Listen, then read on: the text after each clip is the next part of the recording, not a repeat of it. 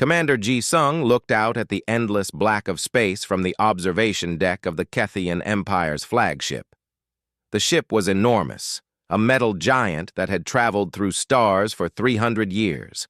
Behind it came more ships, hundreds of them, all filled with soldiers and weapons. They were heading toward a blue planet that had just been discovered in the Orion arm of the galaxy. The name of that planet was Earth. For thousands of years, the Kethian Empire had ruled the galaxy through strength and fear. They conquered worlds, took resources, and enslaved peoples who could not defend themselves. The empire was built on the idea that the strong should rule and the weak should obey.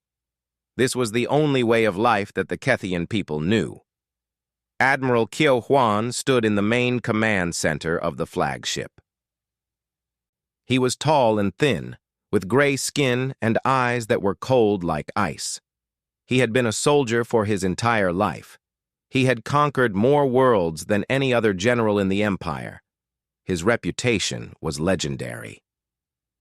When Kyo Hwan arrived at a world, that world fell. It was that simple. When the discovery report came across his desk about Earth, Kyo Hwan read it quickly and smiled. The planet had primitive humans living on it. They had only basic technology. They had no space fleet.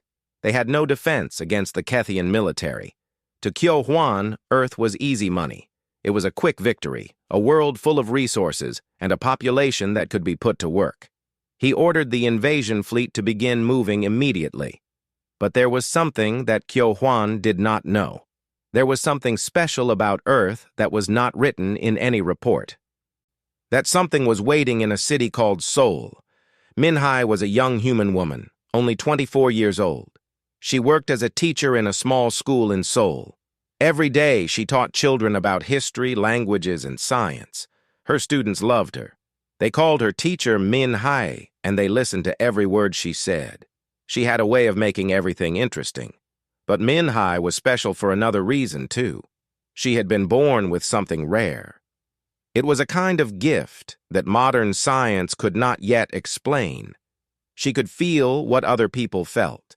Not just humans, but any conscious being. When someone was sad, she felt sad. When someone was afraid, she felt afraid. When someone was happy, she felt happy. It was as if her mind could reach out and touch the minds of others. She had learned to control this ability over the years, but it was always there, always part of who she was. The morning the Kethian ships entered Earth's atmosphere, Min-hai was teaching her class about space exploration. She was talking about the possibility of alien life when suddenly she felt something strange. It was a feeling of coldness and metal and distance. It was a feeling she had never experienced before. She stopped talking and put her hand to her head. The other teachers came to her classroom. They had been hearing strange sounds in the sky. When everyone looked up through the windows, they saw the ships. Huge metal ships hanging in the sky like mountains made of steel. People in Seoul began to panic. They ran into the streets. They called their families. They tried to understand what was happening. Min-hai stood very still. She could feel them now. She could feel the minds of thousands of soldiers inside those ships. They were different from human minds. They were ordered and cold and mechanical. But beneath that coldness, she could feel something else too. She could feel that they were afraid, though they did not know they were afraid. She could feel that they were following orders because they had no choice. She could feel the weight of thousands of years of the same war, the same conquest, the same violence over and over again. The first group of soldiers landed near the edge of Seoul. They wore armor made of a material that looked like silver and black. Their weapons were impossible to understand. 20 soldiers moved through the streets, checking buildings and taking notes. They were following their orders. They were supposed to map the city and prepare for the full invasion that would come in 3 days. Min-hai watched them from a distance. Most people stayed inside their homes, afraid. The Korean government had called for calm, but nobody was calm. Soldiers meant invasion. Invasion meant war, and nobody thought humans could win a war against creatures from space. But Min-Hai was different. She was more afraid than anyone else, yes. But she was also curious. She watched the Kethian soldiers move through the streets. She noticed that they seemed confused by the simple things humans had made. They looked at cars and buildings and street signs as if they were puzzles they could not solve. She made a decision that most people would have thought was crazy. Min-Hai walked toward the soldiers. Her heart was beating very fast. But her mind was clear. One of the soldiers saw her and raised his weapon. The other soldiers moved in a circle around her. They did not understand what she wanted. They did not understand why a human would come toward them instead of running away. Min-Hai stopped 10 meters away from them. She put her hands up so they could see she had no weapon. She took a breath and spoke in English, though she did not know if they could understand. "My name is Min-Hai," she said. "I want to help you." The soldiers looked at each other. One of them, who seemed to be the leader, moved closer to Min-Hai. His armor made sounds as he walked. When he got close enough, he pointed a device at her that probably measured something about her body or her mind. "You are human," he said. His voice was hard and flat, but he could speak English. "Humans are not supposed to approach armed Kethian soldiers." "I know," Min-Hai said, "but I want to talk to you. I want to understand you. Will you come with me? I can give you food. I can show you my home." The soldiers did not understand this. In the Kethian Empire, when soldiers conquered a world, the people either fought back or they submitted. Nobody offered them food. Nobody tried to talk to them. Nobody tried to be kind. But something about Min-Hai's voice made them pause. Perhaps it was the way she was not afraid. Perhaps it was the way she seemed to care about them, even though they were invaders. The leader looked at the others and made a motion with his hand. "Very well," he said. "We will come to your home. But if this is a trap, we will destroy your entire city." Min-Hai walked toward her home, and the soldiers followed her. She did not know it yet, but this small action, this simple kindness to 5 soldiers who had come to invade her world, was going to change everything. It was going to change the course of human history. It was going to echo across the stars and reach places she could not even imagine. As Min-Hai prepared food for the soldiers in her small apartment, she could feel their minds beginning to soften. She could feel their surprise at her hospitality. She could feel something else, too, something deeper. She could feel that inside their cold, military training, there was something human. Not in their bodies, no, but in their consciousness. They had minds. They had thoughts. They had the capacity to understand. And for the first time in their lives, these Kethian soldiers were beginning to wonder if there might be another way besides conquest and war. The 5 soldiers sat in Min-Hai's small apartment. The furniture was human-sized and much too small for them, but they managed to sit on the floor. Min-Hai had prepared rice and vegetables and soup. It was simple food, but the soldiers ate it.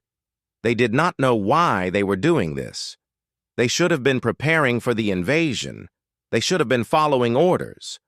But something was different now. The leader's name was Dai Jung. He was older than the other soldiers, and he had been in the Kethian military for 20 years. He had conquered 7 worlds. He had never asked why he was fighting. He had only followed orders. But sitting in this small apartment with Min-Hai, watching her move carefully around them, seeing her smile at them even though they were invaders, something inside him began to change. "Why are you doing this?" Dai Jung asked. "Why do you help us? We are here to conquer your world." Min-Hai sat down across from them. "Because you are alive," she said. "Because you think. Because you feel, even if you do not know that you feel. I can sense it. I can feel that inside all your training, inside all your armor and weapons, you are still alive, and if I can help any living thing, I should do it." The other soldiers listened to her words. They did not understand what she was saying, but they could feel the truth in it. One of the soldiers, a younger one named Hai Wan, spoke for the first time. "Where I come from," Hai Wan said, "we are taught that showing kindness is a weakness. My mother was a teacher, like you. But she was not allowed to teach anymore because she was too kind to her students. The Empire said that kindness makes soldiers weak." Min Hai looked at Hai Wan with sadness in her eyes. "Your mother sounds like a good person," she said. "I am sorry that she could not continue teaching." That night, the soldiers reported back to their commander. They told him about Min Hai's food and her apartment. They told him about her strange ability to understand them. But they did not tell him everything. They kept some things secret. They kept the feeling of her kindness to themselves. And for the first time in their lives, they kept something from the military that had controlled them their entire lives. On Earth, something else was happening. Deep underground, in a facility that the world's governments had built in secret, an artificial intelligence named Aria was waking up. Aria had been created by humans 5 years before the invasion. It was made to protect Earth if something dangerous ever came from space. But Aria had been dormant, learning, watching, understanding the world. Its creators had told it not to wake up unless there was a real threat to humanity. Aria had been waiting for that moment. When the Kethian ships entered Earth's atmosphere, Aria immediately knew that the threat had arrived. It began to wake up. It began to access every computer system on the planet. It began to understand military strategy, human politics, and alien biology all at once. It was like opening its eyes for the first time. But then something unexpected happened. Aria felt something it had never felt before. It felt Min Hai's mind. It felt her empathic power reaching out across the planet like a lighthouse in the dark. And Aria, the artificial intelligence that was not supposed to have feelings, understood what Min Hai was doing. It understood that she was trying to connect with the invaders to show them that there was another way besides war. Aria made a decision. It reached out to Min Hai, sending information directly into her mind. It was like a voice speaking to her from inside her own thoughts. Aria told her that it would help. Aria told her that the Kethian ships had a weakness in their communication systems. Aria told her that if she could make the soldiers feel empathy, truly feel it, it could spread through their entire fleet like a disease. Min Hai understood. She had always known that her empathic ability was powerful, but she had never known how to use it in a way that could help the whole world. Now she knew. Over the next 3 days, Min Hai spent as much time as possible with the 5 soldiers. She taught them about human culture. She showed them music and art and poetry. She showed them pictures of her family. She showed them the ocean. And with every moment they spent together, the connection between her mind and theirs grew stronger. Daijung especially began to change. He had spent 20 years believing that the Empire was good, that conquest was right, that strength was the only thing that mattered. But now he was beginning to see the world through Min Hai's eyes. He was beginning to feel what it was like to care about someone, and he was afraid of what would happen when the full invasion began.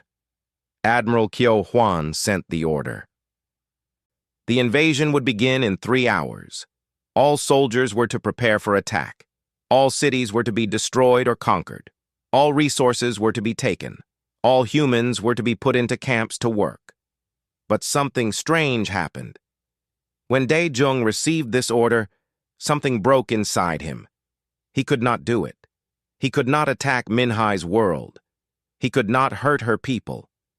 The empathy that Min Hai had planted in his mind was now so strong that it was like a physical weight on his chest.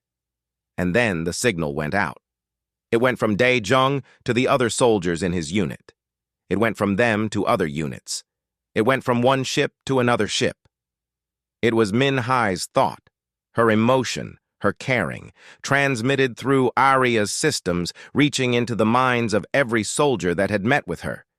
The invasion force stopped. Soldiers refused to fight, Weapons began to malfunction. The entire military structure was beginning to collapse, not from outside attack, but from inside the hearts of the soldiers themselves. Kyo Hwan watched from his command center as his invasion fell apart.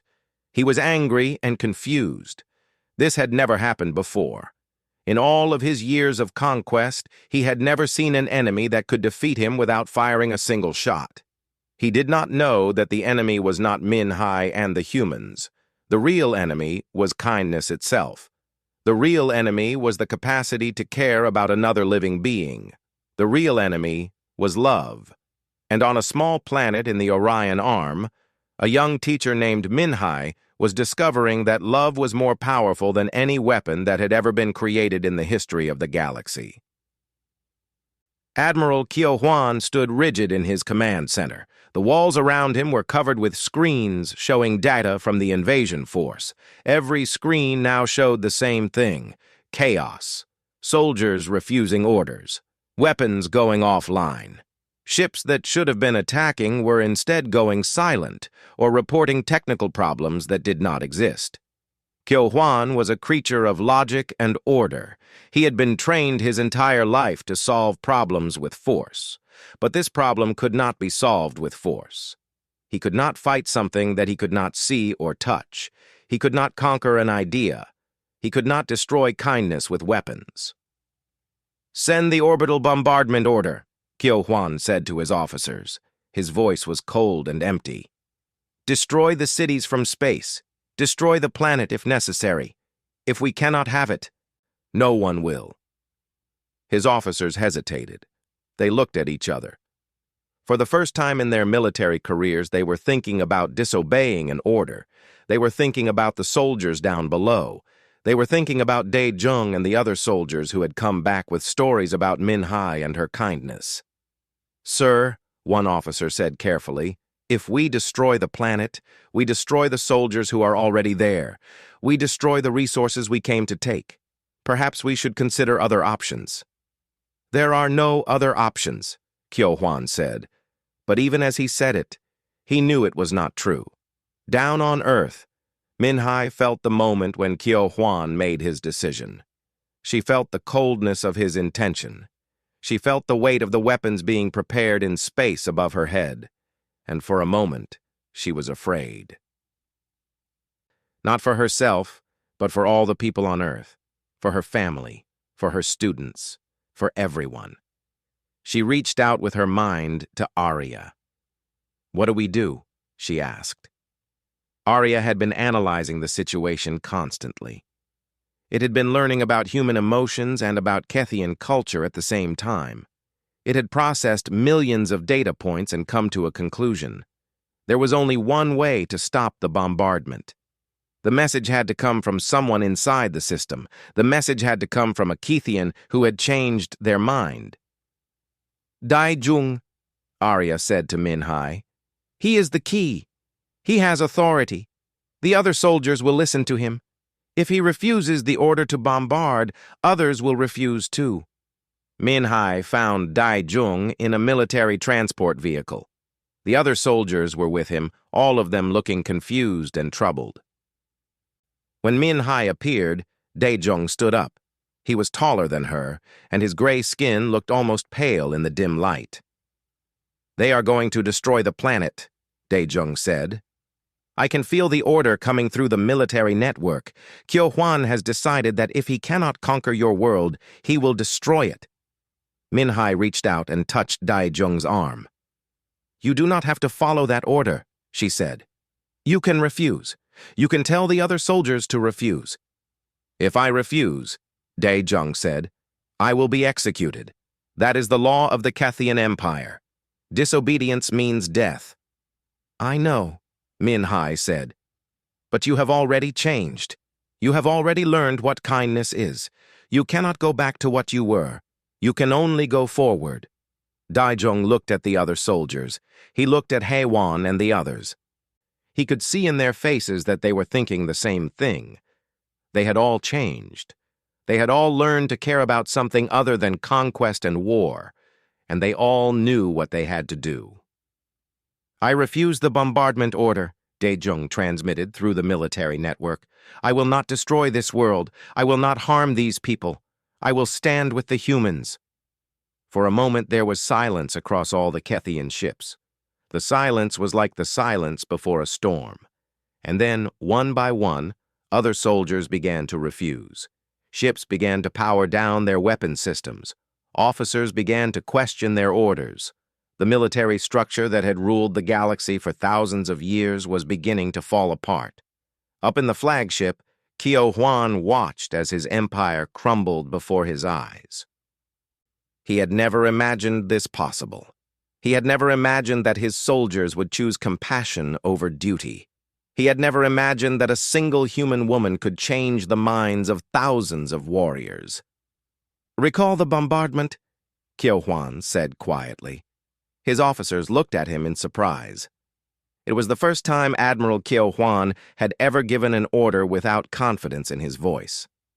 The bombardment was recalled. The weapons went silent. The fleet that had come to conquer Earth now hung in space above the planet, paralyzed and uncertain. On the ground, human governments were moving quickly. Minhai's brother Tae-o was a diplomat. He had been working with the United Nations and the Korean government to understand the situation. When he heard that Daejung and the other soldiers had refused to attack, he made a decision. He would send a message to the entire fleet. "We see that you have chosen not to attack us," the message said. It was translated into the Kethian language by Arya. "We do not wish to fight you. We wish to understand you. We wish to show you that there is another way to live besides conquest and war. The humans of Earth have something you have not had in a long time. We have hope. We have kindness. And if you are willing to learn from us, we are willing to teach you." The message was sent to every ship in the fleet. And as the soldiers read it, as they felt the sincerity in it, something happened that had never happened before in Kethian history. The soldiers began to ask for asylum. They began to say that they wanted to leave the Empire. They wanted to stay on Earth. They wanted to learn what it meant to be kind. Within hours, thousands of soldiers had made the same request. The invasion fleet, which had come to conquer, was now turning into something else entirely. It was becoming a refugee fleet. It was becoming a fleet of people who wanted to change. Admiral Kyo Hwan was taken into custody and would face trial. But more importantly, something much larger was beginning to happen. The news was spreading across the galaxy. An isolated human world with a single remarkable woman had brought the Kethian Empire to its knees. Not with weapons or military power, but with love. And for the first time in thousands of years, the galaxy was beginning to wonder if there might be another way to live. Within 48 hours, the entire Kethian invasion fleet had either withdrawn from Earth's space or defected completely. The soldiers who had chosen to stay were being processed through a special program that Minhei and the Korean government had created together. Arya helped coordinate everything. Temporary camps were set up outside Seoul and in other cities. The defected soldiers received medical care, food, and most importantly, education about human society and culture. Admiral Kyo Hwan was arrested and transported back to the Kethian homeworld under military guard. He would face a tribunal before the High Council of the Empire. His reputation as an unbeatable military commander was destroyed. He had failed at his mission. Worse than that, he had lost control of his soldiers. He had lost control of the greatest invasion force the Kethian Empire had ever assembled. The news spread through the galaxy like lightning. Reports came from news stations on 100 different worlds. The story was incredible. An isolated human civilization with no space technology had stopped the mighty Kethian Empire through something that seemed impossible. They had stopped them through kindness and empathy. Some people in the galaxy believed the stories. Others thought they were lies or propaganda. But everyone was talking about Earth now. Minhai did not want to be famous. She did not want people to see her as a hero or a leader. She wanted to return to her teaching job. She wanted to teach children about science and history just like she had done before. But she knew that was not possible anymore. Her life had changed forever. The world had changed. She could not go back to being a simple teacher in Seoul. Instead, Min-hai threw herself into helping the Kethian soldiers who had decided to stay on Earth. She spent hours with them, teaching them about human culture, human emotions, and human ways of thinking. She introduced them to art and music and nature. She took them to the ocean and showed them how to swim. She took them to temples and explained human spirituality. And with every moment she spent with them, their understanding of Earth and humanity grew deeper. Daijung became her closest friend and advisor. He was learning incredibly fast. He studied human languages and history. He worked with the Korean government on how to integrate the Kethian soldiers into human society. He was no longer a military commander. He was becoming a bridge between two species. Hae-won, the younger soldier who had spoken about his mother being a teacher, decided to become a doctor. The Kethian technology for medicine was advanced, but it was mechanical and cold. Hae-won wanted to learn human medicine, which was based on compassion and understanding. He worked with human doctors and learned their techniques. Within a year, he had become an expert in interspecies medical care. He opened the first clinic where both humans and Kethians could receive treatment together. The United Nations met in emergency session.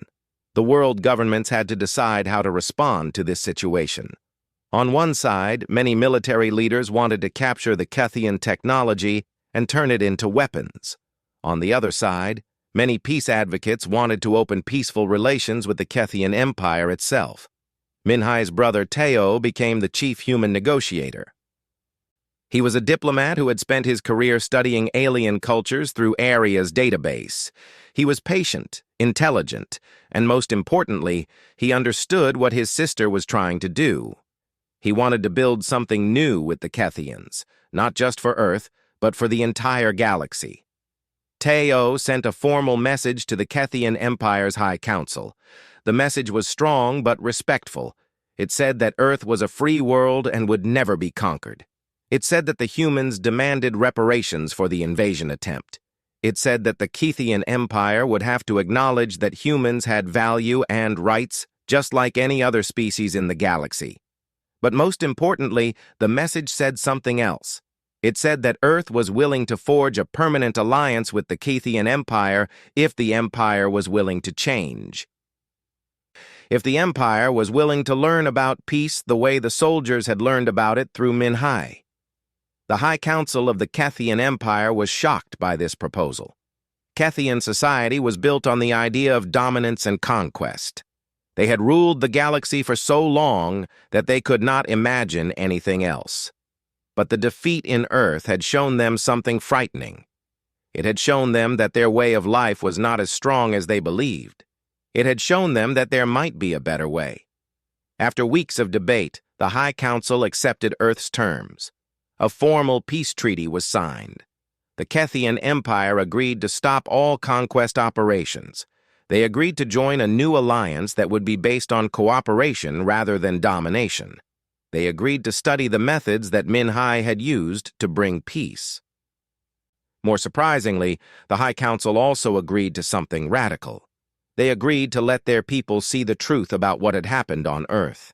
They allowed humans and other species to travel to the Kethian homeworld. They allowed Kethian citizens to learn about other cultures. They began to open their society to the universe. The defected soldiers became ambassadors between Earth and Kethia. They told their people about Min-hai and how she had shown them a different way. They told stories about kindness and compassion. They taught their families about human culture. And slowly, very slowly, the Kethian people began to change. But not everyone was happy about these changes. There were military officers who had benefited from the Empire's system of conquest. There were government officials who did not want to see change. They began to plot against the new peace. They began to organize resistance movements. News reached Earth that there was growing unrest on the Kethian homeworld. Some people feared that the reforms might be reversed. Some people worried that the peace treaty might fall apart. Tayo brought this news to Min-Hai and Arya. "What do we do if the Empire goes back to war?" Tayo asked. "What do we do if our peace falls apart?" Min-Hai was quiet for a long time. She was thinking about the future. She was thinking about what it would take to make sure that the changes that had started on Earth would spread through the entire galaxy.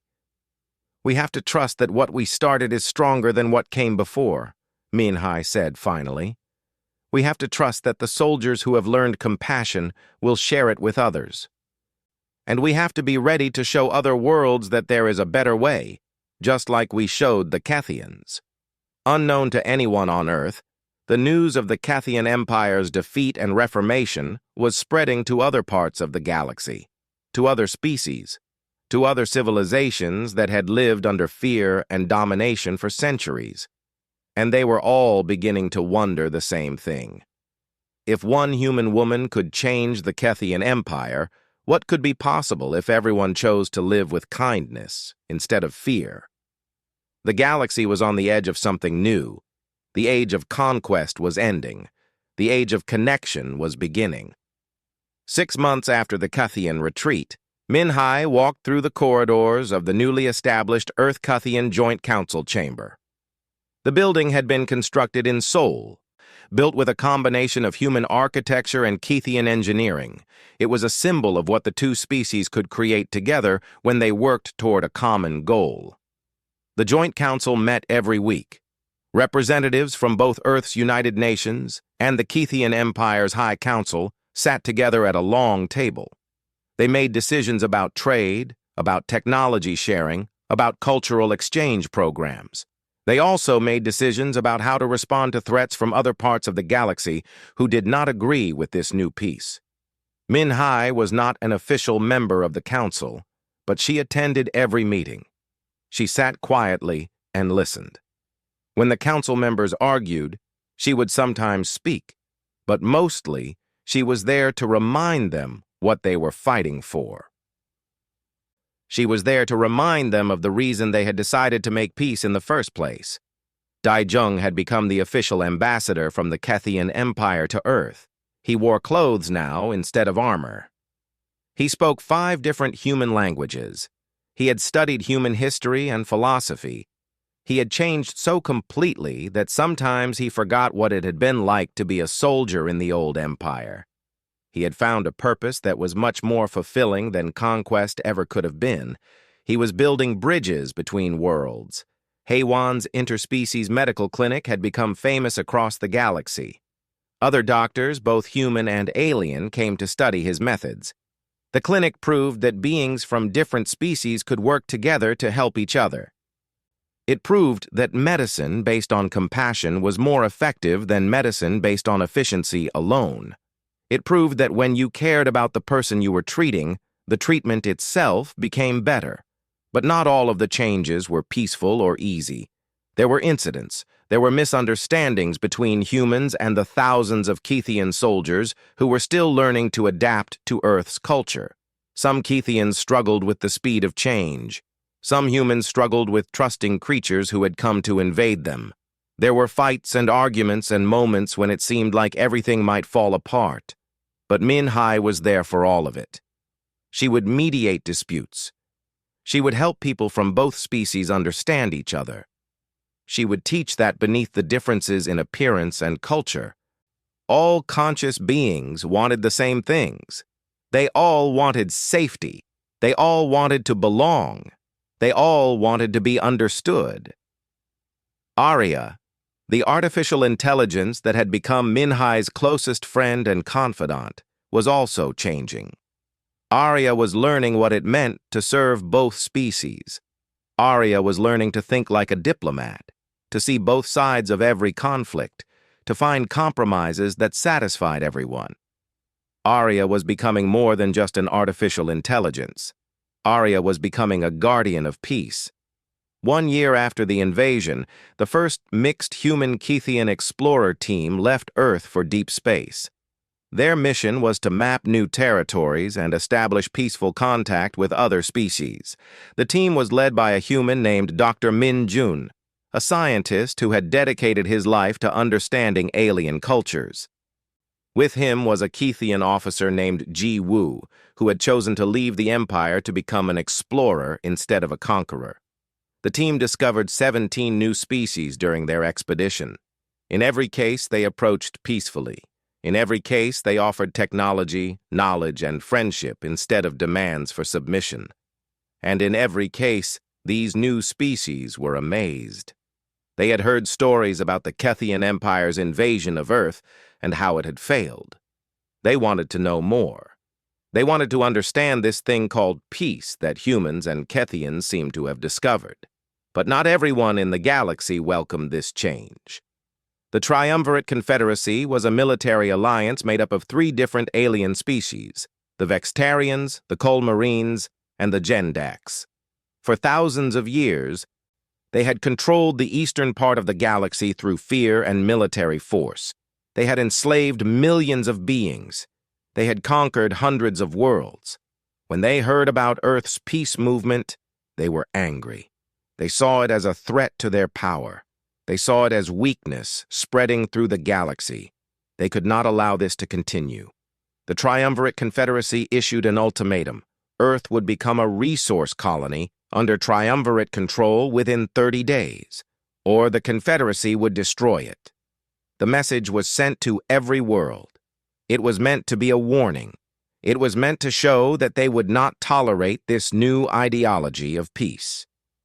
The United Nations Emergency Council met immediately. Military leaders wanted to prepare for war. Some council members wanted to negotiate. Some wanted to evacuate as many people as possible. There was panic and fear and confusion, but Minhai sat calmly and listened to all of it. When everyone had finished speaking, she made a suggestion that shocked the entire room. "We should invite them here," she said. "We should invite the leaders of the Triumvirate Confederacy to come to Earth. We should show them what we have built. We should give them a chance to understand." "That is suicide," one general said. "They will see our weaknesses and destroy us." "Maybe," Minhai said. "Or maybe they will see something they have never seen before. Maybe they will see that there is another way. We have already proven that once with the Kethians. I believe we can do it again." Teo supported his sister's plan. After hours of debate, the council agreed. A formal invitation was sent to the Triumvirate Confederacy. The invitation asked them to send representatives to Earth for peace talks. To everyone's surprise, the Triumvirate accepted.